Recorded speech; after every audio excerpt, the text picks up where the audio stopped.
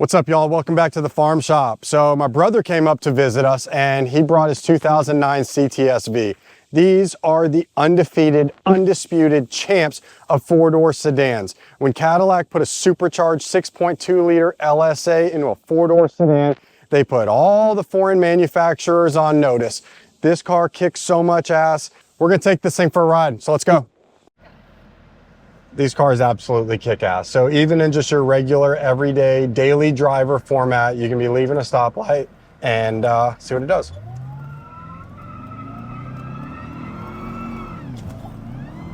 Oh my God. Oh shoot. I thumbed the GoPro. That's all right. All right, this car moves. I've never trusted someone so much in my life, to be honest. And this is his car.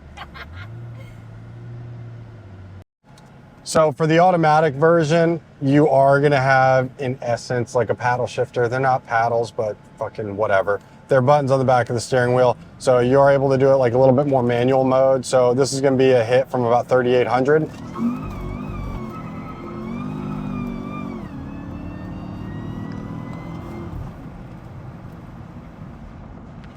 It's tough to keep this thing pointed straight. This car makes a lot of torque, and that's what you're gonna get out of a big 6.2 liter V8 that's got a supercharger at, I don't know what this thing makes, 16 pounds of boost. It's screaming the entire way. With the upgraded heat exchanger on this car, it's keeping the intake charge temperatures under control, even in 105-degree Texas summer heat. And I'm not feeling any sort of heat soak power loss on this car. You can definitely feel that whatever amount of power it was making when it was leaving the parking lot, it's still making that. So it's got a really efficient system on it. You've got that big, huge front air dam on these that I think looks incredible. You've got the wire mesh on the lower and the upper valence, but it's wide open to let a lot of the air come in, cool off the entire car. You've got the engine cooling off, but most importantly, that heat exchanger is getting exposed to so much air. So it's keeping the temperatures down. We're not seeing any boost drop off. Even on that pull right there, you can see that the supercharger was holding all the way through, no belt slip.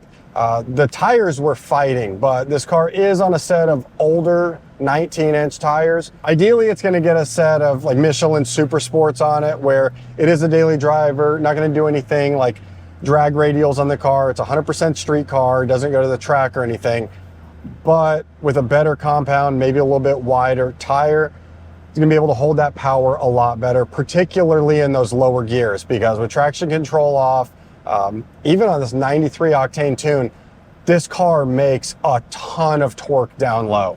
So if he ever gets bored of this power level, there is always the option to do a fuel system, super simple fuel pumps, injectors. I don't know if these cars need a boost to pump or not. The LS engines are not my forte, but when it comes to putting E85 on a car, it's pretty cut and dry across all the platforms. So would absolutely put this thing in the low to mid 600 range with a very, very healthy torque curve. E85 is also going to burn cooler, so we're going to be able to see more boost at it, put a smaller pulley on it, and make even more power. But if you're looking for a car that requires very, very minimal mods to be able to have a solid power number, super reliable, very strong engine, the Gen2 CTS V truly is unmatched. You know, prices are going up on these cars. Even at over 100,000 miles, these cars are still selling for $30,000. But I'm telling you, when it comes to American performance cars, this is a bargain. It really is, right there with the 03, 04 Terminator Cobras. At that high 20, low $30,000 range, unless you want to get into a lower mileage car, you're getting a car that's got a supercharged LSA engine in it, huge Brembo brakes, nice interior.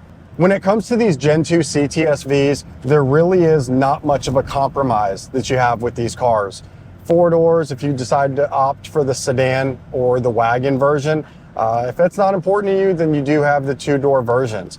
But very versatile four-door. You can put 5 people in this car, and there's not a lot of vehicles on the market in that $30,000 range where you're going to be able to make 600 wheel horsepower, minimal mods, and without having to really worry about the engine. They're just so underrated and overlooked just because they're 15 years old.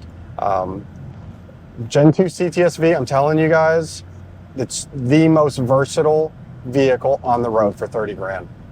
Overall, these things are just fun.